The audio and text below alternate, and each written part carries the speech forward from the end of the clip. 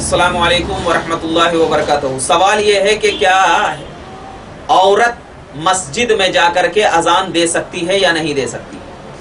जवाब, नमाज के लिए किसी भी औरत का मस्जिद में अजान देना जायज़ नहीं है और उसकी अजान भी सही नहीं है। क्यों? इसलिए नहीं है कि हदीस पाक में है कि औरत का बुलंद आवाज से पुकारना या बुलंद आवाज कहना हराम है। तो जब वो अजान देगी तो आवाज बुलंद होगी, जब आवाज बुलंद होगी तो जब आवाज बुलंद होगी और औरत का बुलंद आवाज करना ये क्या है? हराम है।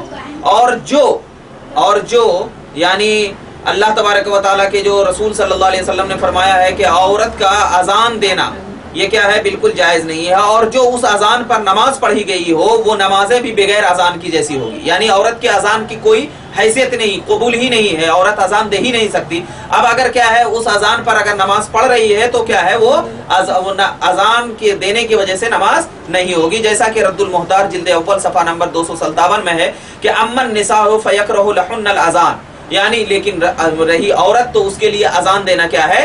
मकरूह है। तो लिहाजा और तहतावी में भी जिक्र किया गया है कि क़ाल फ़ी सिराज इलाम युईदु अज़ानुल मरात फ़कन्नहुम सल्लू बगैर अज़ानिन वजज़्म बिही फ़िल बहरि वन नहर, यानी क्या है, औरत जब अजान दे रही है तो कोई अगर उस अजान से जमात बना लिया जाए तो अब उस अजान का एतबार नहीं किया जाएगा, बल्कि क्या है, बगैर अजान वाली नमाज हो जाएगी वो। तो लिहाजा होना ये चाहिए कि औरत का अजान देना क्या है? मकरूह तहरीमी है।